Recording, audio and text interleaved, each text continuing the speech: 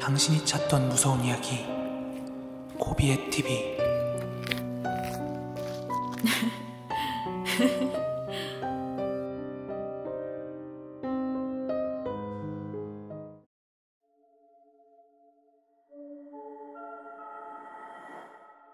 여러분들은 귀신의 존재를 믿으시나요?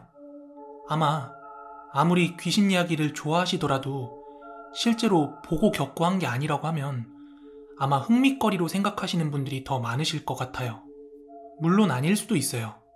다만 제가 그런 사람이었다는 걸 말씀을 드리고 싶었던 거고요.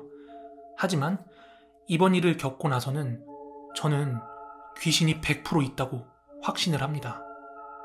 때는 정확히 2000년도였고요. 당시에 저는 지방에서 서울로 올라와서 한 연립주택의 지하층에 살고 있었습니다. 3층짜리 연립주택에 있는 지하방이었는데 요즘 생기는 신축 반지하랑 달리 엄청 컨디션이 열악한 방이었어요. 화장실도 열린 마당에 있는 공용 푸세식 화장실을 이용해야 했고 창문도 건물 안쪽으로 들어가 있는 쪽창이라 빛도 잘 안 들고 또 방음도 잘 안 되고 문을 열어도 그 방충망 너머로 돌아다니는 사람의 발목 정도만 보일 그런 컨디션이었어요. 그때 저는 아주 젊고 돈 없는 학생이었기 때문에 그냥 아쉬운 대로 잘 살았습니다. 그 당시 저의 평일 스케줄은 학교 공부도 해야 됐고 또 동시에 아르바이트도 해야 됐기 때문에 항상 집에 돌아오면 좀 늦은 시간이었어요. 하지만 토요일은 어지간하면 집에 있으면서 TV를 보거나 아니면 친구를 만나러 가거나 그렇게 쉬는 날이었어요. 그러나 매주 토요일이면 저의 평온한 오후를 방해하는 존재들이 있었습니다. 그건 바로 동네 아이들이 골목을 뛰노는 소리였어요. 저는 이사 온 지 한 달도 안 돼서 창밖의 소리만 들으면 애들이 비비탄 총싸움 놀이를 하는지 얼음땡을 하는지 또는 깡통차기를 하는지 애들이 무슨 놀이를 하고 있는지까지 다 알 수 있을 정도였어요. 요즘처럼 저출산 세대도 아니었고 애들이 다 학원에 처박혀 있지도 않으니까 골목길에서 애들 얼굴 보는 거는 그렇게 어려운 일이 아니었죠. 하여간 당시 그런 동네 분위기 탓에 저도 하나둘씩 동네에서 뛰어노는 애들 얼굴이 하나둘씩 눈에 익더라고요. 그러던 어느 한 토요일 날이었습니다. 그날도 동네 아이들이 고래고래 소리 지르며 뛰노는 소리에 자연스럽게 눈이 떠졌습니다. 소리를 듣자 하니 오늘은 깡통차기를 하는 것처럼 들렸습니다. 참고로 그 당시 반지하 쪽창문은 방음이 하나도 안 됐습니다. 여러분 깡통차기 다 아시죠? 술래가 아닌 친구가 깡통을 멀리 차면은 술래가 그 깡통을 집어오는 동안 애들이 숨는 거예요. 그런 숨바꼭질 같은 게임인데 그렇게 깡통 차는 소리, 애들 뛰는 소리가 한참이나 들리더라고요. 그 소리들을 배경 삼아서 TV를 보고 있었는데 담배나 한 대 펴야지 하고 쪽창 쪽으로 다가가서 창문을 열었습니다. 그런데 저희 집 창문이 밖에서 보면 건물 안쪽으로 쑥 들어가 있어요. 그러니까 이 위쪽으로 건물이 지붕같이 돼 있는 거예요. 그러다 보니까 그 안쪽으로 먼지랑 모래 같은 게 되게 많거든요. 헌데 이 창문턱 안쪽으로 웬 아이가 몸을 쭈그리고 구겨놓고서는 창문을 여는 저랑 눈이 마주치더니 쉿 이러면서 신호를 주더라고요. 그래서 지금 이 꼬맹이가 깡통차기 하다 여기 숨었구나 하는 생각에 알았다고 이렇게 오케이 사인을 보내고 저는 그냥 밖으로 담배를 피러 나가기로 합니다. 옷을 챙겨 입은 저는 집 밖에 있는 열린 마당의 공동 화장실 앞에 하수구 앞에서 담배를 피고 있었어요. 그리고 담배를 피던 중에 동기한테 술 먹자고 전화가 와서 저는 다시 집에 들려서 옷을 갈아입고 번화가로 나가게 됩니다. 그렇게 동기들을 만나서 술도 먹고 재밌게 놀다가 제가 동네로 돌아왔을 때는 이미 자정이 넘은 시간이었습니다. 집에 도착해서는 옷 다 벗어놓고 팬티만 딱 한 장 입고 담배를 피려고 창문 쪽에 가서 창문을 딱 열었거든요. 근데 그때 진짜 심장 떨어질 뻔했습니다. 오후에 저희 집 창문턱에 숨어서 쉿 이러고 있던 아이가 아직까지 거기 쭈그리고 앉아서 저를 쳐다보고는 쉿 이러는 거예요. 너무 놀란 저는 너 아직까지 집에 안 가고 거기서 뭐해? 이렇게 물었더니 쉿 안 돼. 나 들키면 안 돼. 이렇게만 대답하더라고요. 그래서 엄마 아빠 기다리니까 얼른 집에 가야지 이렇게 얘기했더니 대답은 안 하고 얘가 우는 건지 자는 건지 그냥 쭈그리고 앉아 이렇게 고개만 푹 숙이더라고요. 그래서 그 애를 집에다 데려다 주려고 밖으로 나와서 그 창문 쪽으로 걸어갔는데 그 아이가 온데간데 없는 거예요. 그래서 이거 진짜 귀신이 고칼 노릇이다 이렇게 생각을 하고 있었죠. 게다가 앞에서 말한 대로 동네 골목길에서 노는 꼬맹이들 제가 얼굴 대부분 알거든요. 근데 그 아이 얼굴 되게 낯선 거예요. 게다가 그 이후에도 골목길에서 한 번도 보지 못했습니다. 그리고 한 몇 주가 흘렀습니다. 그 좁은 지하방에서 친구 2명이랑 TV를 보면서 맥주를 마시고 있었습니다. 그러다가 친구들과 되게 자연스럽게 이야기의 주제가 무서운 이야기를 하게 됐고 저는 최근에 봤던 그 꼬마에 대한 이야기를 하게 됐습니다. 분위기를 엄청 무겁게 잡고 이야기한 건 아니었고 그냥 이런 일이 있었다. 되게 미스테리하더라. 이런 가벼운 뉘앙스 정도로 이야기를 했어요. 그리고 그날 밤이었습니다. 방이 좁으니까 친구들과 나란히 붙어서 잤거든요. 그렇게 잘 자고 있다가 깊은 새벽에 자연스럽게 눈이 떠졌는데 무의식적으로 저는 창문 쪽으로 눈을 돌렸는데 그때 진짜 심장이 안 떨어진 게 다행이었습니다. 저번에 봤던 그 꼬마아이가 이번엔 창문 정면으로 쭈그리고 앉아서는 저를 내려다보더니 내가 못 본 척 하랬잖아! 이러면서 귀가 찢어져라 소리를 지르는 거예요. 그 밤중에요. 그때 너무 놀란 저는 그 꼬마로부터 시선을 피해서 제 고개를 친구 쪽으로 돌리고 이렇게 굳어 있었어요. 근데 얘네들은 무슨 소리가 나냐는 듯 정말 평온하게 잘 자더라고요. 그리고 잠깐 있다가 옆에 있던 친구를 살짝 흔들어 깨웠거든요. 그런데 그 순간 그 아이도 소리도 감쪽같이 사라졌고 일어난 친구들은 왜 깨웠냐, 소리는 무슨 소리 하면서 되게 퉁명스럽게 반응하더라고요. 그때서야 저는 여기에 진짜 뭐가 있긴 있구나 하는 생각이 들었습니다. 그리고 다음 날이 됐습니다. 당시에는 연립 동마다 반장 호수가 있었거든요. 그래서 저는 1층에 있던 반장 아저씨 댁에 찾아갔습니다. 그리고는 조심스레 여쭤봤어요.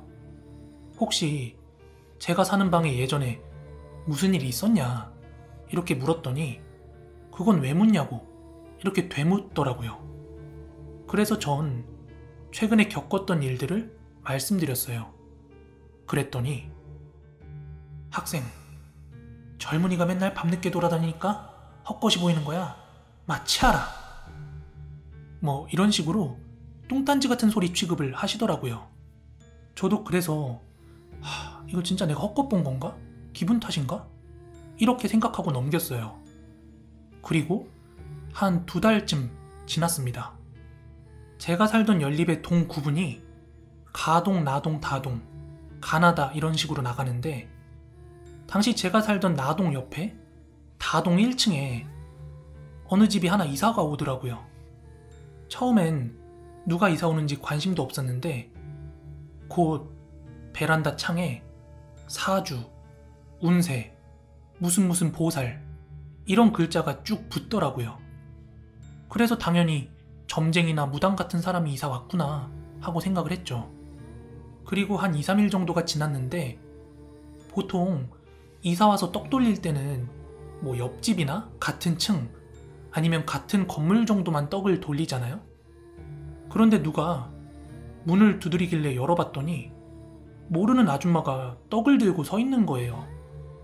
그러더니 되게 조심스러운 말투로 이야기를 시작하더라고요. 자기가 옆동에 이사를 왔는데 대충 우리 집이 뭐 하는 집인지 알 것 같아서 내가 이야기를 한다 이러더니 혹시 웬 꼬마아이 자꾸 나타나고 보이고 그러죠? 저는 어떻게 알았지? 하고 깜짝 놀래서 정말로 놀랜 티를 내면서 네? 막 이랬어요. 그런데 그분이 이야기하시길 여기에 이사 오는 날부터 골목을 돌아다닐 때마다 저희 집 창문 근처에 웬 어린아이 영가가 계속 배회를 한다는 거예요. 그러면서 이 아이를 좀 달래는 의식을 했으면 좋겠다 이렇게 말씀을 하시더라고요. 하지만 그 꼬마아이가 저한테 해코지를 한 것도 아니었고 또 이사갈 날짜가 얼마 안 남았었기 때문에 그 아주머니한테는 저 그냥 곧 있으면 이사 간다 하고 돌려보냈어요.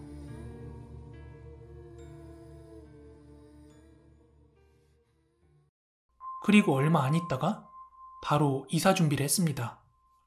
이사 당일날은 어차피 이삿짐이 많지 않아서 친구가 아버지 거 포터 트럭을 빌려와가지고 그걸로 짐을 옮겼어요. 그렇게 짐을 옮기던 중에 평소에 골목에 자주 걸어 다니시던 한 아주머니가 보이시는 거예요. 평소에 말도 한 번 안 섞었던 분인데 어차피 이사 나가는 마당이라 저는 그냥 말을 걸고 궁금했던 걸 여쭤봤어요. 아주머니 안녕하세요. 저 여기 반지하 살던 학생인데요. 오늘 이사 나가요. 그래서 그런데 혹시 예전에 이 집에 무슨 일이 있었어요? 이렇게 여쭤봤더니 이런저런 이야기 다 생략하고 결론적으로 제가 나간다니까 이야기해준다면서 말해준 사연이 대략 한 5년 전에 저희 집에 홀어머니와 살던 꼬마아이가 동네 아이들이랑 숨바꼭질을 하고 있었나 봐요. 그런데 이 아이가 연립 담장 옆에 세워진 큰 용달차 뒤에 숨어 있었나 보더라고요. 하지만 용달차 기사분이 차를 빼는 과정에서 앞에 있는 아이들만 확인했나 보더라고요. 그래서 앞에 세워진 차 때문에 후진을 해서 각을 만들다가 그만 용달차 뒤에 있던 그 아이를 밟고 만 것입니다.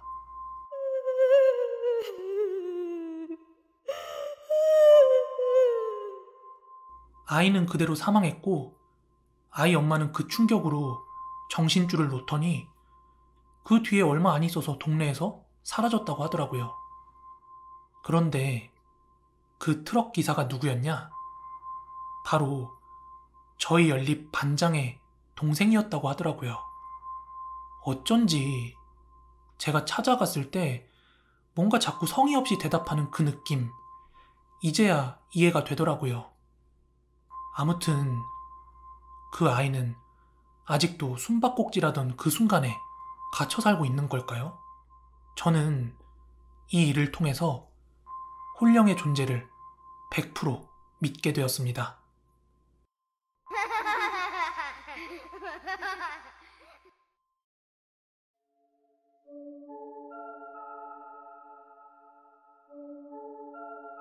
안녕하세요. 저는 공포방송을 즐겨보고 있는 평범한 30대 초반 직장인입니다. 오늘은 제가 실제로 고스트박스라는 장비를 사용해보고 겪은 소름 돋는 경험담에 대해서 이야기해볼까 합니다. 때는 2019년 연말이었어요. 저는 다니던 회사에 패기 넘치게 사직서를 제출하고 회사를 그만두게 되었습니다. 당연히 이직이나 재취업에 대한 걱정은 하나도 없었기 때문에 가능한 결정이었어요. 하지만 이게 웬걸? 2020년 초에 코로나라는 전 세계적 악재가 터져버리고 말았죠. 그로 인해서 저는 봄이 되면 재취업을 준비하려고 했는데 저희 업계가 완전히 그 코로나의 직격탄을 맞은 거예요. 네, 맞아요. 저는 여행업계 종사자였습니다. 그래서 거의 반강제적으로 백수가 되었고, 이런 상황이 오리라고는 전혀 생각지도 못했기 때문에 퇴사한 뒤에 여윳돈 있던 걸로 신차도 뽑고 막 노는데 쓰고 있었어요. 그러다 보니 당장 발등에 불이 떨어진 거예요. 게다가 장기화될 전망이라고 하니까 점점 불안해지더라고요. 저는 고정 지출을 줄여야만 했습니다. 그런데 진짜 운이 좋게도 그 당시 한 달에 80만 원씩이나 내고 살던 오피스텔이 딱 계약이 한 달 정도 남아 있었던 상황이었어요. 한 달 전에 미리 계약 연장 안 한다고 고지해야 되잖아요. 그래서 집주인한테 계약 연장 안 하고 방 빼겠다 그렇게 알리고 저는 급하게 50만 원 이하의 원룸들을 알아보기 시작했습니다. 그렇게 한 달 뒤에 저는 이문동에 있는 한 원룸으로 이사를 가게 됩니다. 연식은 좀 있는 건물이었고 가격은 그냥저냥 평범했는데 집에 장롱이랑 침대, 냉장고 등의 필수 가구들이 있었고 또 사이즈가 그렇게 작지 않아서 그 방을 선택하게 됐어요. 그런데 집주인 아저씨가 계약서 작성할 때 저한테 이런 얘기를 하더라고요.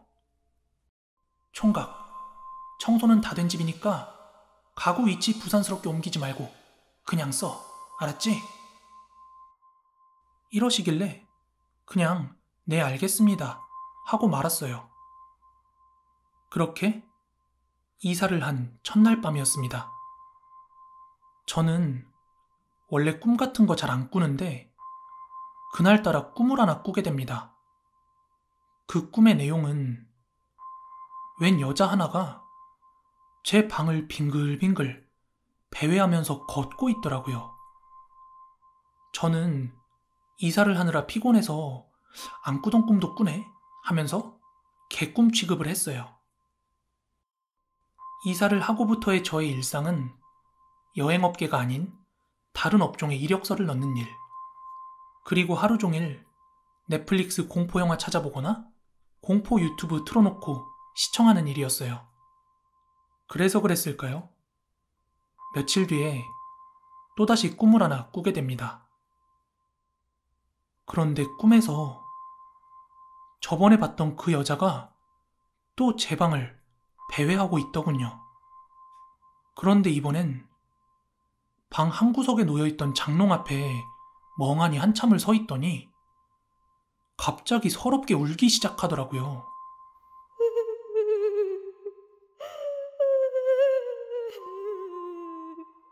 그리고 저는 이와 같은 꿈을 3일 내리 연달아 꾸게 되었습니다. 저는 공포 많이 하다 보니까 자연스럽게 이렇게 생각을 했어요. 평소에는 전혀 꾸지 않던 꿈에 똑같은 여자, 그리고 장롱 근처를 배회한다. 저는 분명히 장롱에 뭔가 있을 거라고 생각을 했어요.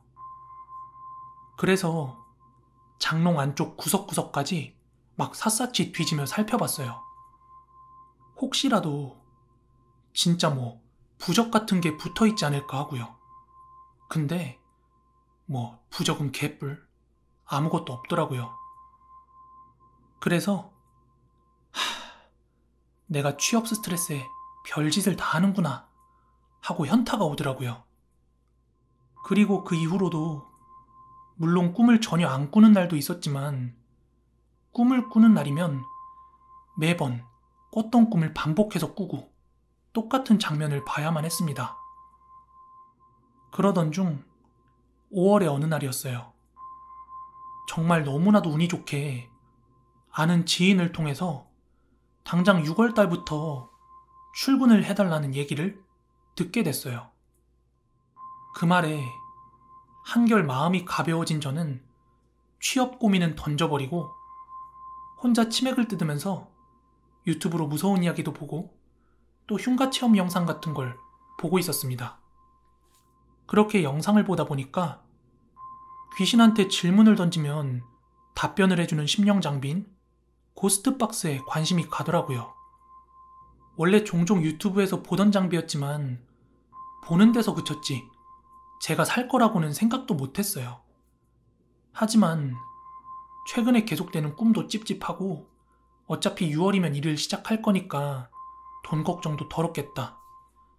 저는 호기심에 고스트박스를 한번 주문해봤습니다. 그리고 한 일주일이 안 돼서 주문한 고스트박스가 도착했습니다. 전 택배 상자를 확인하자마자 상자를 바로 뜯어서 고스트박스를 꺼내고 유튜브에서 봤던 것처럼 그걸 작동시켜 봤어요. 여기 누구 있어요? 당신은 죽은 사람이에요? 하지만 아무 대답도 들려오지 않았고 그저 칙칙거리는 잡음만 들려왔습니다. 에휴, 그럼 그렇지. 이게 될 리가 있나? 돈 버렸네. 하면서 스스로한테 또 한 번 현타가 왔어요. 그런데 결코 돈 낭비가 아니었음을 알게 된 건 바로 그날 밤이었습니다. 저는 그날 밤도 여지없이 꿈속에서 장롱 근처를 배회하며 울고 있는 그 여자를 한참이나 바라보고 있었습니다. 그러다 문득 꿈이었지만 이거다 싶어서 의식적으로 잠에서 깨어났습니다. 그리곤 핸드폰 후레쉬 불빛에 의존한 채로 책상 위에 있던 고스트박스를 켰습니다. 여기 있습니까? 왜 울고 있어요? 힘들어. 혹시 장롱에 뭐 있어요? 있어. 제 질문에 이렇게 답변이 나오는 거예요. 물론 이것보다 훨씬 많은 질문을 했지만 제가 알아들을 수 있는 건 요 정도 뿐이었어요. 저는 그때 주마등처럼 스쳐 지나간 생각이 있었는데 집주인 아저씨께서 계약할 당시 가구를 옮기지 말고 그대로 써라 라고 했던 말이 문득 떠오른 거예요. 그래서 저는 에이 설마 하는 마음으로 방에 불을 켜고 장롱을 혼자서 안간힘을 써서 뒤뚱뒤뚱 드러내는데 세상에 장롱 밑에 벽 모서리 쪽으로 소금이랑 팥이 거의 한 움큼씩 바닥에 뿌려져 있더라고요. 저는 그때서야 알 것 같더라고요. 아, 이 방 저기서 사람 죽었구나. 그날 밤 저는 날밤을 샐 수밖에 없었고 바로 다음 날이 되자마자 집주인한테 제가 다음 세입자 구할 테니까 나는 이사를 가겠다 하고 뭐 이유도 설명 안 했어요. 그냥 이사를 가겠다고 했습니다. 그 일이 있고 나서 다행히도 저는 무탈하게 이사를 갔고 현재는 여행업이 아닌 다른 업종에서 일을 하고 있습니다. 그런데 정말 이 세상에는 과학적으로 설명할 수 없는 그런 무언가가 분명히 있는 것 같습니다. 겪어보니까 알겠더라고요.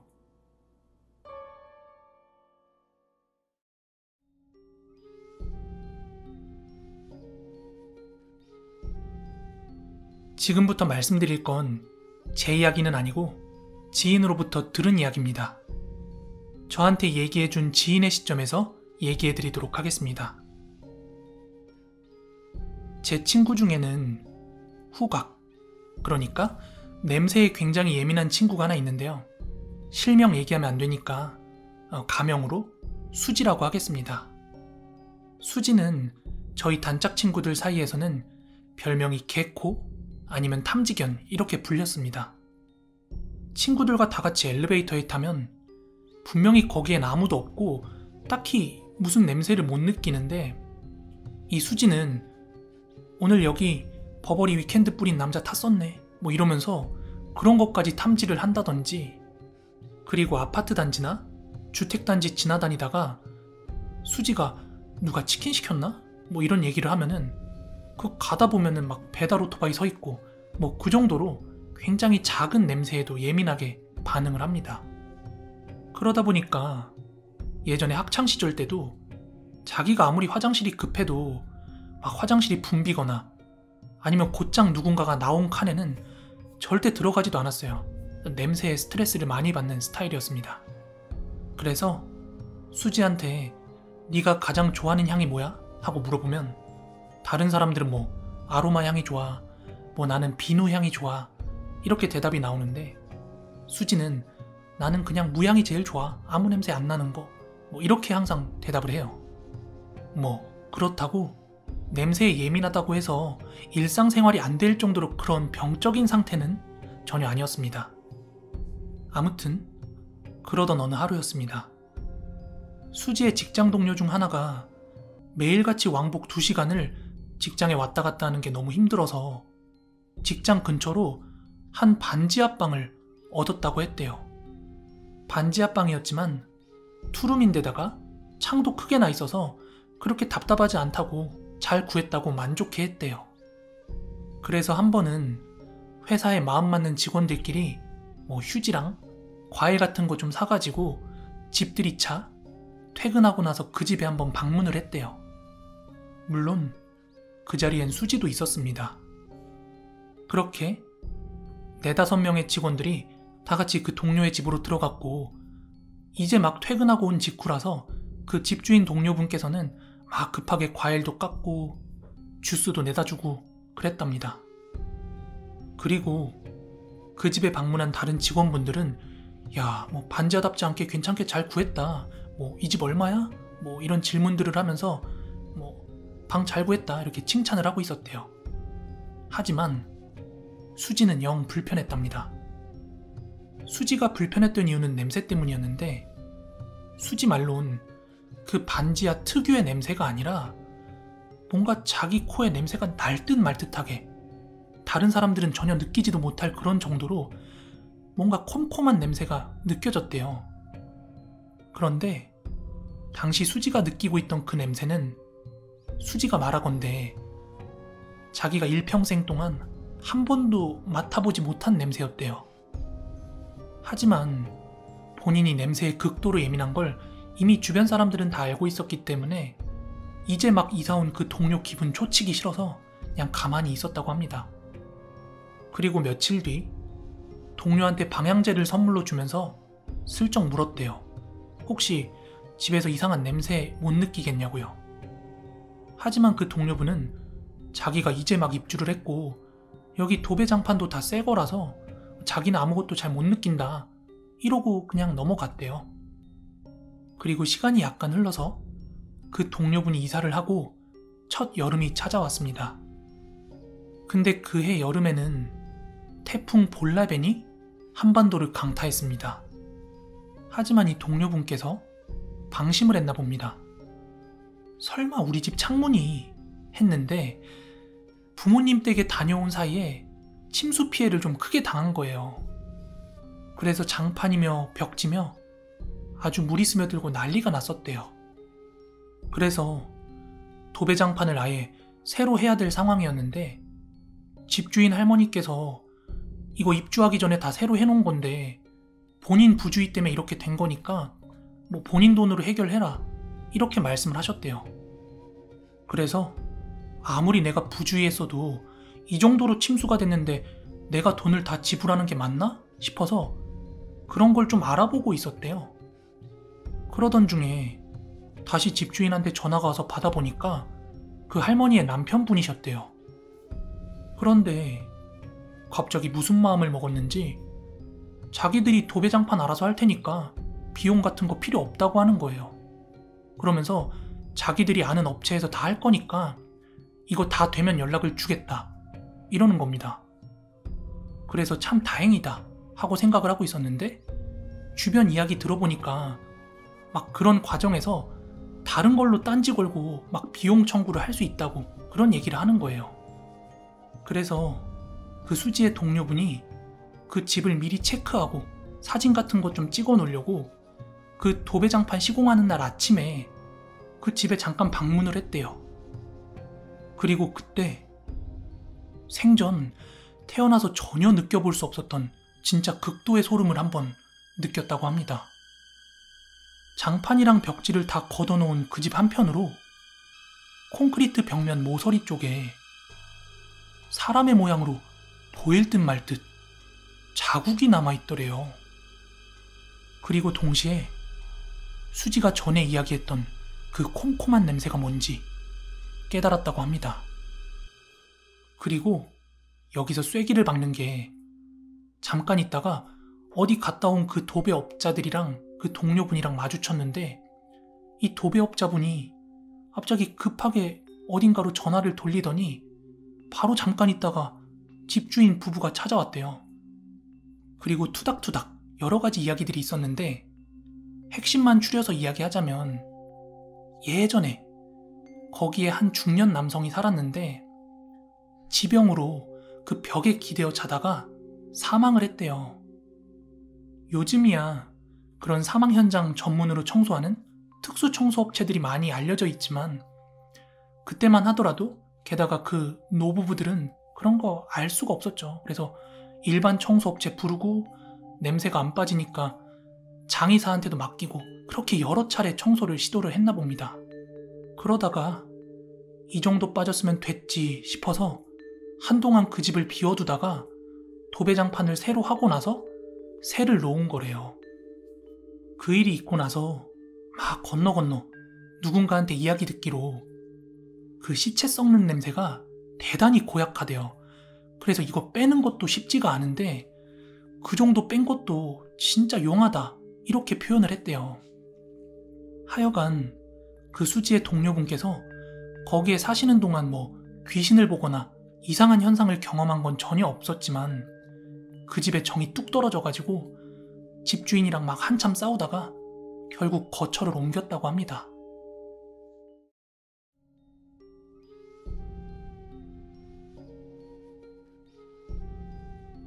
저는 예전에 한 3개월 정도 경기도에 있는 갈빗집에서 아르바이트를 한 적이 있습니다. 워낙 바쁘고 장사가 잘 되는 가게라 사장님께서 월말에 꼭 한 번씩은 아주 질 좋은 고기로 직원들 회식을 시켜줬습니다. 저는 애초에 알바를 시작할 때 3개월만 단기로 하기로 했기 때문에 그때가 3개월째 마지막 회식 날이었는데요. 그때 주방에 계시던 왕이모께서 저한테 되게 흥미로운 이야기를 해주셨습니다. 너 사장님이 일주일에 한 번 가게 앞에 쌀밥이랑 반찬 내다 놓는 거 왜 그런지 모르지? 당시 사장님께서는 일주일에 한 번 정도 공깃밥이랑 밑반찬 몇 가지 해가지고는 가게 앞에 놔두곤 했습니다.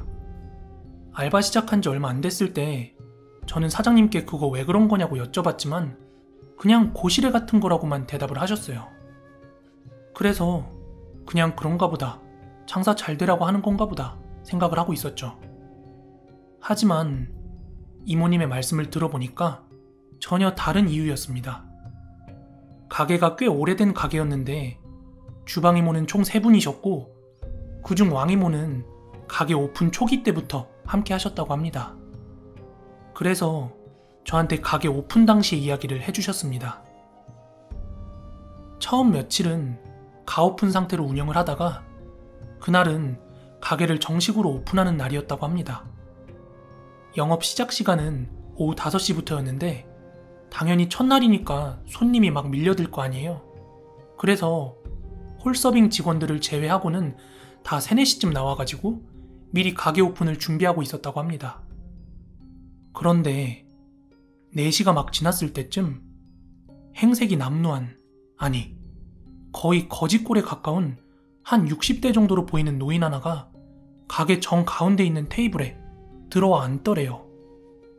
사장님은 단박에 거지인 걸 알아차리고 아직 장사 시작 안 했으니까 이따가 다시 오세요 하면서 내쫓으려고 했대요. 아마 요식업 계통에서 일해보신 분들은 다 아실 거예요. 가게에 거지나 껌팔로 오는 사람들이나 이상한 사람들 많이 들락날락거린다는 거요. 아무튼 사장님께서는 오픈 첫날이니까 정중하게 나가주세요 하고 얘기를 했는데 그 거지 노인은 자기 일행들이 올 거라면서 소주 한 병만 달라고 했대요. 그래서 하는 수 없이 소주랑 잔을 갖다 드렸대요. 그리고 그 거지 노인은 스스로 소주를 한 잔 따라서 마시더니 그 잔을 다시 한 잔 채워놓고는 테이블 위에 올려놓고 멍하니 한참을 바라보고 있더랍니다. 그러니까 사장님은 분위기상 센 거지에 일행은 당연히 없을 거고 곧 있으면 5시 오픈 첫날인데 가게 이미지도 있고 하니까 도저히 안 되겠더랍니다. 그래서 어르신 이거 술값 안 받을 테니까 그냥 나가주세요 하면서 억지로 일으켜가지고는 가게 밖으로 내보냈대요. 그리고 그 거지 노인도 뭐 큰 저항이 전혀 없었다고 합니다. 그렇게 가게를 정식 오픈하고 며칠 동안은 할인 이벤트 같은 것 때문에 정말 정신없이 사람들이 붐볐다고 합니다. 그리고 가게가 점차 안정되어 갈 때쯤이었대요. 저녁에는 홀서빙이랑 카운터 볼 수 있는 알바들이 다 나와 있고 주방 이모들도 다 이제 숙련이 됐기 때문에 사장님께서는 볼일을 보려고 잠깐 가게를 비우셨다고 해요. 그리고 사장님이 다시 가게로 돌아왔을 땐 또 가게 정중앙에 그때 봤던 그 거지 노인이 정말 보기 싫게 또 자리 차지하고 앉아있더랍니다. 그렇게 사장님이 가게로 들어오시자 알바생들은 사장님한테 가서 자기들도 모르게 어느샌가 그 거지 노인이 앉아있었고 주문을 받으려고 했더니 나 그냥 소주 하나만 주쇼. 그러곤 저렇게 한참을 앉아있더라며 사장님한테 설명을 했대요. 그러자 사장님은 그 노인에게로 다가가 팔을 붙잡고 일으켜 세우시면서 아이 어르신 저희 장사해야 되는데 왜 이렇게 자꾸 찾아오십니까? 얼른 나가세요. 이렇게 그 거지 노인을 가게 밖으로 내보냈고 알바생들한테도 다시는 그 노인을 비롯해서 잡상인 같은 사람들 절대 들여보내지 말라고 신신당부를 했다고 합니다. 그리고 그 뒤로도 그 거지 노인은 가게를 여러 차례 찾아왔지만 문전박대 당했다고 합니다.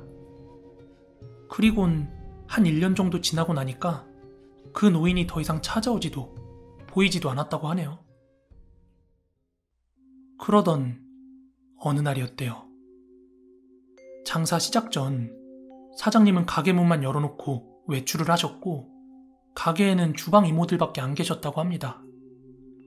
그때는 가게 오픈까지 시간이 조금 남아있어서 이모님들께서는 허기를 좀 달래고 일을 시작하자고 주방에서 반찬 몇 가지랑 된장찌개를 끓여가지고 홀에서 그렇게 다 같이 식사를 하고 있었대요. 그런데 한창 식사 중에 아무도 없는 주방에서 냉장고 열리는 소리가 나서 고개를 돌려보니까 주방과 홀을 나누는 그 공간 사이로 그 거지 노인이 활짝 웃으면서 입에 식재료를 막 쑤셔넣는 게 보이더랍니다. 그래서 왕이모가 식사하다 말고 너무 놀래가지고 주방으로 후다닥 뛰어갔는데 그 주방으로 돌아가는 그 사이에 그 노인이 온데간데 없이 사라졌답니다. 근데 거기 있던 이모님 3분이 전부 동시에 그 거지 노인을 목격했고 사라지는 것 또한 목격을 했기 때문에 이모님들은 생각을 했죠. 아, 저거 귀신이고 그 양반 어디 가서 객사했구나 하고요. 그런데 진짜 문제는요. 하루가 지나고 나서였대요. 그 전날 멀쩡히 다녀갔던 손님들 중 2-3팀이 여기서 식사를 하고 탈이 났다면서 사장님한테 항의성 전화가 온 거예요. 전혀 예상치 못한 그런 문제가 생기니까 스트레스 받은 사장님께서 괜히 주방 이모들한테 주방 위생관리 잘하라고 막 그렇게 잔소리를 쏘아붙이신 거예요. 그런데 평소에도 주방 이모들께서는 맡은 일 잘하고 있는데 간간히 잔소리 늘어놓던 사장님 때문에 그날 왕이모가 좀 화가 나가지고 투덜투덜 거렸대요. 그리고 내친 김에 어제 봤던 그 거지 노인 이야기를 하면서 가게 앞에 밥이나 술이라도 좀 뿌려라 이렇게 일러줬대요.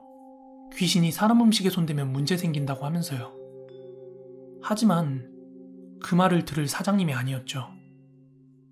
그리고 한 보름 뒤였나? 진짜 크게 난리가 한번 났대요. 식당에 다녀갔던 손님들 대여섯 팀이 여기서 먹고 자기들이 탈이 났다면서 사장님한테 치료비 물어라, 인터넷에 올리겠다, 하여간 난리가 난 거예요. 그래서 그날 사장님은 연신 전화기로 아유 죄송합니다, 보상해드리겠습니다, 노여움 푸세요 막 이러면서 연신 사과를 했다고 합니다.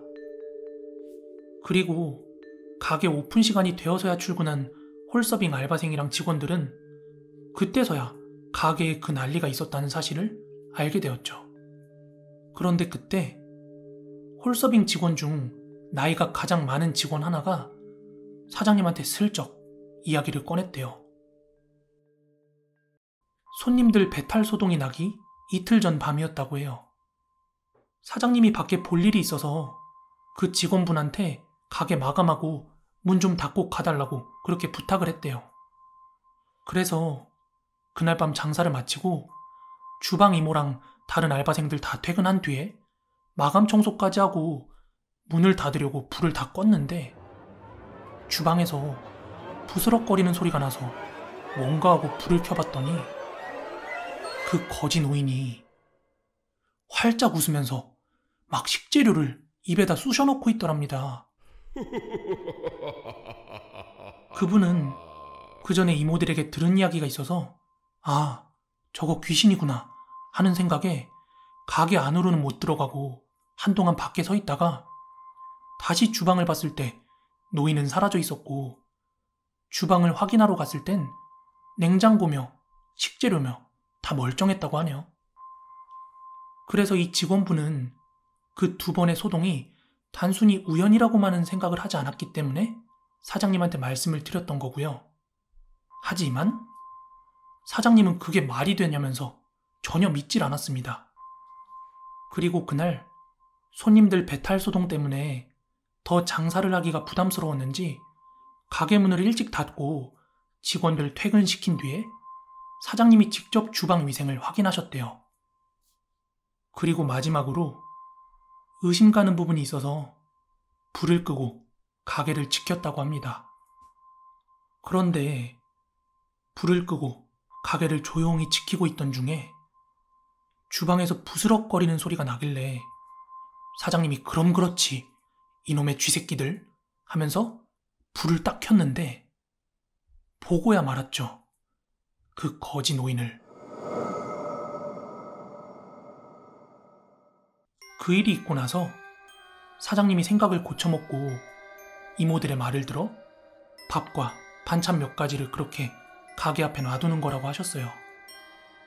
그리고 그 뒤로 되려 식당이 맛있다고 입소문이 나면서 손님들이 문전성시를 이뤘고 그리고 사장님도 뭔가 깨달은 게 있었는지 그 뒤부터 지금까지 쭉 직원들 회식도 잘 시켜주고 정말 친절하게 사람들한테 잘 했다고 합니다.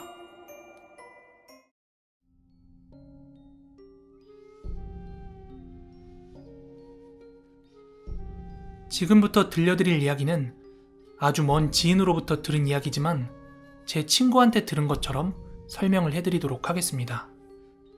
저를 비롯해서 어릴 때부터 단짝이었던 제 주변 친구들은 대부분 일찍이 남편을 만나서 결혼도 하고 가정도 꾸렸지만 아직까지 미혼으로 살고 있는 친구가 하나 있습니다.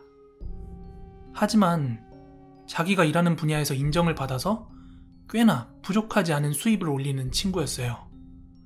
한 번은 그 친구가 이사를 가서 단짝 친구들끼리 모여서 그 집으로 집들이를 가게 되었습니다. 복도식 아파트에 6층 끝집이었습니다.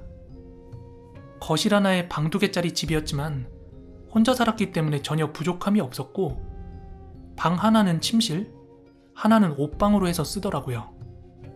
무엇보다도 집이 남향이라서 그렇게 큰 집은 아니었지만 시원시원하게 되게 넓어 보이고 빛도 잘 들었어요. 집들이 같이 왔던 친구들은 아우 집 잘 구했다 하면서 칭찬 일색이었습니다. 다만 그 집주인 친구는 막상 며칠 살아보니까 방음이 생각보다 안 돼서 그런지 이웃집 남자들이 밤에 막 조금 웅성웅성거리는 소리 들리는 거 말고는 뭐 그래도 혼자 살기에는 전혀 부족함이 없다, 만족한다 이러더라고요. 그렇게 저희 단짝 친구들은 집에서 맛있는 음식도 다 같이 해먹고 그 새로운 동네 구경도 할 겸 카페에 가서 커피도 마시고 수다도 떨고 그러다가 저녁 시간쯤에 다 같이 헤어지게 됐습니다. 그리고 저희가 집들이를 한 지 한 달쯤 지났을 때였어요. 그 이사를 갔던 친구가 저한테 전화를 걸어서 막 투정하고 하소연을 하는 거예요. 내용을 들어보니 자기 집 맞은편에 웬 남자가 하나 산대요. 그런데 빨래를 널러 베란다에 나가거나 가끔 날이 좋아서 창문 쫙 열고 밖을 보고 있으면 그 건너편에 사는 남자가 자기를 바라보고 있다는 거예요. 사실 거리가 아주 가까웠던 건 아니었기 때문에 진짜 나를 보는 건지 아니면 내 주변 어딘가를 보는지 모르겠지만 미동도 없이 가만히 서서 멀뚱멀뚱 그렇게 바라보는 게 괜스레 엄청 찝찝하더래요. 그래서 그 남자가 뭔가 우리 집안을 들여다보는 것 같은 느낌이 들어서 매일 의식적으로 커튼을 닫게 된다는 거예요. 그래서 저는 정 그렇게 신경 쓰이고 열받으면 그 집 찾아가서 한번 이야기해보는 건 어떻겠냐 이렇게 얘기했더니 내가 괜한 오해를 하는 거일 수도 있고 혹여나 여자 혼자 사는데 해코지를 당할까봐 선뜻 그러진 못하겠다고 하더라고요. 하여튼 얼마간 커튼도 제대로 못 열고 지내던 친구가 하루는 자다가 목이 말라서 물을 마시려고 거실로 나갔대요. 근데 자기 전에 본인이 커튼 치는 걸 깜빡해가지고 물을 다 마시고 커튼을 닫고 방에 들어가려고 했는데 커튼을 닫으려고 그 베란다 창 쪽으로 갔더니 그 맞은편 건물에서 그 늦은 밤에 그 남자가 자기 집을 쳐다보고 있더래요. 그래서 친구는 그때부터 진짜 열이 받은 거예요. 이게 내가 괜한 오해가 아니라 저 사람이 진짜 우리 집을 쳐다보는구나 하고 확신이 들어서 뿔이 잔뜩 난 친구는 다음날 날이 밝자마자 그 집에 찾아갔습니다. 그 집에 찾아간 친구는 너무 열이 받아서 초인종도 안 누르고 문을 쿵쿵쿵 두드렸대요. 그랬더니 그 집에서 남자가 하나 나오더니 친구의 얼굴을 보고 아 이러더래요. 아? 친구는 너무 열받아서 아니 당신 맨날 왜 우리 집 쳐다보냐, 불편해 죽겠다, 내가 당신 때문에 이러고 살아야 되냐, 변태냐 뭐냐 이러면서 막 그 사람한테 따졌대요. 그랬더니 그 남자가 전혀 당황한 기색도 없이 막 껄껄 웃더랍니다. 그 모습을 보고 친구는 더 열이 받아서 속으로 확 쥐 뜯어버릴까 이렇게 생각을 하고 있는 찰나 그 남자가 웃음을 멈추더니 아유 오해할 만도 했습니다 이러면서 자기소개를 하는데 본인이 무당이라는 겁니다. 이게 무슨 뜬금없는 전개인가 싶어서 그래서 뭐요? 하고 말했더니 그 무당이 밤에 되게 시끄러울 건데 잠은 잘 자요? 대뜸 이렇게 묻더랍니다. 그래서 아직 분이 풀리지 않은 친구는 다소 까칠하게 아니 그건 왜요? 하고 다시 물었더니 그 박수무당이 자초지종을 설명하더랍니다. 자기가 지금 이 집에 3년째 살고 있는데 당신, 그러니까 제 친구가 이사 오기 전에 거기에 한 남자가 살았다. 다른 집은 모르겠는데 유독 그 집이 눈에 밟히는 게 강한 귀기가 느껴졌지만 거기 살던 그 남자가 기운이 세서 그런지 별일이 없어서 그냥 놔뒀다. 하지만 당신이 이사 오고 나서 우연찮게 베란다 창을 보고 왜 그런지 알게 되었다. 이랬대요. 그러면서 대낮인데도 당신을 따라 웬 남자 귀신 한 놈이 뒤따라다녔고 밤이 되자 그 한 놈뿐만 아니라 여러 놈들이 활개를 쳤다. 혹시라도 해코지 할까봐 일부러 그 녀석들을 관찰하고 있었던 거다. 이랬다는 거예요. 그래서 그 말을 듣고 기분이 조금 싸해진 친구는 그게 정말이냐? 혹시 당신 이 상황 넘어가려고 막 아무 이유나 만들어대는 거 아니냐? 이렇게 얘기했더니 내 말이 진짠지 아닌지는 곧 알게 될 거고 내 생각에 아마 저 정도면 이미 느끼고 있을지도 모를걸요? 이러더래요. 하여간 좀 젊은 박수무당이라 그랬는지 쳐다봤던 거 미안하다고 하면서 이거라도 좀 가져가라 이러면서 부적을 몇 장 쥐어줬대요. 집에 있는 문마다 위쪽으로 하나씩 붙여놓으라면서요. 화가 좀 가라앉은 친구는 그제서야 그 남자의 집안에서 흘러나오는 향냄새를 느낄 수 있었고 이 남자가 무당 행세를 하는 건 아니구나, 진짜 무당이구나 하고 깨달았대요. 그렇게 집으로 돌아온 친구는 어차피 그 이전에도 아무 일도 느끼지 못하고 있었기 때문에 있어도 그만, 없어도 그만이란 식으로 방에 있는 문 위로 부적을 하나씩 붙여놨대요. 그리고 그날 뒤로 맞은편 그 무당집 남자도 자기 집을 더 이상 쳐다보지 않았대요. 그렇게 아무 일 없이 3개월 정도 시간이 흘렀대요. 어느 주말 오후 따사로운 햇살을 받으면서 거실에서 TV를 보고 있었다는데요. 갑자기 초인종이 울려서 누구세요? 하고 나가보니까 한 부부가 서 있더랍니다. 그리곤 굉장히 공손하게 인사를 하면서 안녕하세요. 저희 옆집인데요. 조만간 인테리어 공사할 예정인데 이렇게 미리 양해 말씀드리러 왔다. 정확히 일정 잡히면 알려드릴게요. 이러면서 쇼핑백 선물을 하나 건네더래요. 그래서 알겠습니다 하고 당분간 시끄럽겠구나 하는 생각을 하면서 거실로 돌아와 TV를 보고 있었는데 그때 문득 뭔가가 좀 이상하더래요. 여러분, 눈치채셨어요? 친구는 이사 초반에 방음이 안 된다면서 남자들이 웅성거렸던 소리가 들렸던 게 기억이 난 거예요. 그와 동시에 건너집 무당이 했던 말이 떠올랐던 겁니다. 밤에 되게 시끄러울 건데 잠은 잘 자요? 아마 저 정도면 이미 느끼고 있을지도 모를걸요? 친구의 집은 복도 끝집이라 마주한 이웃이 한 집밖에 없는데 그 집의 주인이 부부라면 도대체 밤마다 남자들이 웅성거리는 그 소리는 어디서 났던 걸까요? 그럼 그 박수무당의 말처럼 수많은 남자 귀신들이 집안을 활개치고 다녔던 걸까요?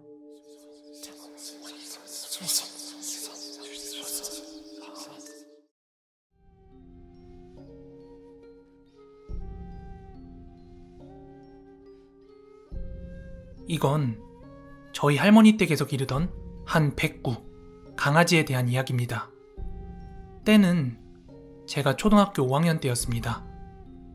그 당시에 저는 그 나이 또래 아이들이 다 그렇듯이 정말 강아지가 한 마리 기르고 싶었어요. 게다가 저랑 단짝이었던 친구 집에는 귀여운 시추 강아지를 한 마리 기르고 있어가지고 그 당시에 강아지를 기르고 싶었던 저의 열망은 진짜 하늘을 뚫고 나갈 기세였습니다. 하지만 저희 부모님께서는 집에 강아지를 기르는 걸 절대 허락하지 않으셨습니다. 그리고 제가 초등학교 5학년 여름방학 때였는데요. 저희 할머니 댁이 경주 시골이었는데 방학을 맞아서 할머니 댁에 놀러 가게 되었습니다. 그렇게 아빠 차를 타고 오랜 시간 운전을 해서 할머니 댁에 도착을 했는데 이게 웬걸? 마당에 들어섰는데 웬 백구 강아지 한 마리가 있는 거예요. 완전 새끼는 아니었고 한 몇 개월 정도 된 백구였습니다. 할머니네 이웃마을 어느 집에서 강아지가 새끼를 많이 낳았나 봐요. 근데 자기들 그거 다 못 기른다고 거의 반강제적으로 한 마리씩 여기저기 나눠줬나 봐요. 그래서 저희 할머니 할아버지도 싫다 했는데 막 어거지로 막 주듯이 그래가지고 데려다 키우고 있는 거라고 하셨어요. 저는 아무 기대도 안 하고 있었는데 할머니네 집 마당에 그 똘망똘망한 강아지가 있으니까 귀여워서 어쩔 줄 몰라 했죠. 그런데 대부분 시골개들이 마당에 집이 있고 또 목줄에 묶여서 지내잖아요. 저는 그 강아지가 너무 귀여워서 당장 목줄을 풀고 동네 산책을 나갔습니다. 저는 이 백구를 똘이라고 불렀는데 보통 시골개들은 낯선 사람들 보거나 처음 본 사람들 보면 막 짖잖아요. 근데 얘는 그런 시골개답지 않게 저도 엄청 좋아했고 돌아다니다 마주치는 사람들 보면은 좋아서 어쩔 줄 몰라 하는 거예요. 하여튼 할머니네 집에 놀러 가면 시골이라 뭐 딱히 할 게 없었는데 이 똘이 덕에 굉장히 즐거운 시간을 보냈습니다. 하지만 만남이 있으면 헤어짐도 있는 법. 집에 가는 날 막 엄마 아빠한테 똘이 데려가고 싶다고 그렇게 막 울고불고 보챘지만 이 똘이는 다 성체가 되면 커질 강아지였기 때문에 택도 없었습니다. 그렇게 집으로 돌아온 저는 텔레비전이나 길거리에서 똘이 비슷한 강아지만 봐도 똘이 생각에 막 어쩔 줄 몰라 했어요. 진짜 일명 똘이 아리를 했습니다. 그렇게 하루하루가 길게 느껴질 정도로 되게 그리워했는데 곧 겨울방학이 찾아왔습니다. 그리고 이번 겨울방학 때도 부모님께서 할머니 댁에 한 2박 3일 정도 놀러 간다고 하셔가지고 저는 와 이제 똘이 보는구나 하고 잔뜩 신이 나 있었습니다. 그렇게 저희 가족이 다 같이 경주에 내려갔던 그날은 가볍게 눈발이 흩날리는 날이었어요. 할머니네 집에 도착해서 거의 반년 만에 만난 똘이는 어엿한 성견의 모습을 갖추고 있었고 저를 보고도 되게 오랜만에 봤는데 반갑다는 듯이 꼬리를 치면서 굉장히 반겨줬습니다. 그래서 저는 할머니 할아버지께 얼른 인사를 드리고 기다렸다는 듯이 똘이와 함께 산책을 나갔습니다. 할머니네 집에서 정면으로 쭉 나와서 오른쪽으로 코너를 돌아 나가면 강아지랑 굉장히 걷기 좋은 논길 비슷한 게 나오거든요. 그래서 그쪽 논길로 향하던 중이었습니다. 근데 그 오른쪽으로 돌아 나가는 코너에 집이 하나 있는데 그 집 대문 앞에 한 중년 아저씨가 나와가지고는 담배를 피고 있는 거예요. 그런데 그때 사람만 보면 좋아서 꼬리치던 똘이가 그 아저씨를 막 올려다보면서 맹렬하게 짖기 시작하는 거예요.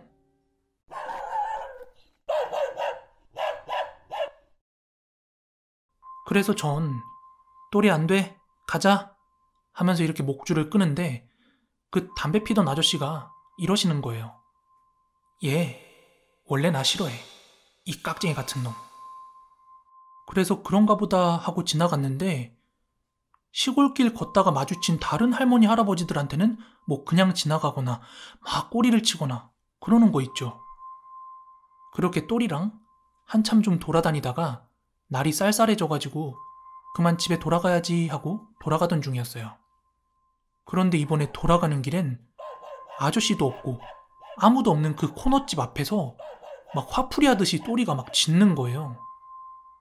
그래서 저는 할머니 집으로 돌아와서 똘이를 계집에 묶어놓고는 할머니 할아버지한테 여쭤봤어요. 혹시 저기 코너집에 있는 그 아저씨가 똘이 괴롭히냐고요. 그런데 할머니가 말씀하시길 똘이가 원래 그랬던 건 아닌데 언젠가부터 그 아저씨만 보면 그렇게 짖더래요. 원래 똘이가 낯선 사람이 집에 방문을 해도 경계하기는커녕 꼬리 흔들고 막 좋아라 하니까 할머니께서는 저거 밥값 못한다고 그렇게 막 핀잔 주고 그랬었는데 그 아저씨가 농기계를 한번 빌리러 온 적이 있었는데 그때 똘이가 막 엄청 공격적으로 짖어대길래 야 드디어 저놈이 밥값 하려 하는구나 했던 기억이 있대요 할머니가. 아무튼 할머니네 집에서 머물렀던 그 짧은 기간 동안 항상 똘이랑 밖으로 나갈 때면 그 집을 보고 그렇게 사납게 짖어대더라고요. 그 뒤로 제가 6학년에 올라가던 해에는 부모님들의 일이 워낙 바빠가지고 뭐 방학이건 명절이건 고향에 내려가지 못했습니다. 그러다가 제가 중학교 1학년에 올라갔을 때야 다시 경주 할머니 댁에 내려갈 수 있었는데요. 다시 놀러간 할머니 댁엔 복날 잘 견디고 여전히 똘이는 건강하게 있더라고요. 다만 한 가지 좀 바뀐 풍경이 있었습니다. 그 코너에 아저씨가 살던 집 있죠? 그 집이 흡사 우리가 알고 있는 폐가처럼 되어 있더라고요. 집이 막 허물어지고 그런 건 아닌데 막 풀이 잔뜩 자라 있고 관리가 안 되는 것처럼 보였어요. 그래서 부모님도 저도 궁금하니까 뭐 그 집 살던 사람은 도시로 떠났냐 뭐 이렇게 할머니한테 여쭤봤더니 할머니가 말씀하시길 정말 멀쩡하고 건강하던 그 집 아저씨가 그 집 마당에서 갑자기 쓰러져 죽었대요. 근데 그 아저씨가 부모도 일찍 돌아가셔서 없고 뭐 형제자매도 없고 혼기도 놓쳐가지고 시골에 혼자 살던 노총각이라 죽고 나니까 집이 그렇게 방치가 되고 있던 거예요. 그런데 할머니께서 말씀해주신 내용 중에 그 아저씨가 죽어있는 걸 발견하게 된 경위가 더 미스테리한 거예요. 시골 개들은 대부분 마당에 묶어 기르는데 동물농장 보시면 그런 개들 있잖아요. 시골에서 풀어놓고 길러서 이 집 저 집 다니면서 막 짝짓기하고 다니는 그런 개들이요. 그 동네에도 그런 개가 몇 마리가 있대요. 그런데 어느 날 밤 그런 개 한 마리가 그 아저씨네 집 앞에서 밤새 하염없이 짖더래요. 그 대문도 닫혀있는 그 집 앞에서요. 근데 윤석이 밤새 그렇게 짖어대니까 이웃집 할아버지가 뭐 외지인이 왔거나 도둑이 들었나 싶어가지고 이게 나와봤다가 얘가 그 대문 앞에서 막 그렇게 짖고 있으니까 야 들어가 하면서 이렇게 발로 툭툭 건드렸는데 얘가 도망가지 않고 계속 짖더래요. 그 대문 앞에서. 그러니까 이 개가 평소랑 같지 않으니까 그 아저씨가 뭔가 하고 그 담장 너머로 이렇게 슬쩍 들여다봤는데 그 아저씨가 마당에 그대로 쓰러져 죽어있더라는 거죠. 그런데 되게 희한한 게 뭔 줄 알아요? 할머니한테 그 이야기를 듣고 또리 데리고 산책을 나가는데 원래 그 집만 보면은 화풀이 하듯이 짖던 또리가 그 집이 있는지 없는지 신경도 안 쓰고 그냥 잘 지나가는 거예요. 저는 아직도 궁금한 게 또리도 그렇고 그 동네 개도 그렇고 과연 그 아저씨의 미래를 예측해서 짖었던 걸까요? 아니면 그 아저씨 주변에 있던 귀신이나 안 좋은 기운을 느껴서 짖었던 걸까요? 아무튼 이런 일을 겪고 나서 개나 고양이 같은 동물이 사람이 보지 못하는 거나 느끼지 못하는 걸 보고 느낀다는 그런 이야기를 어느 정도 믿게 되었습니다.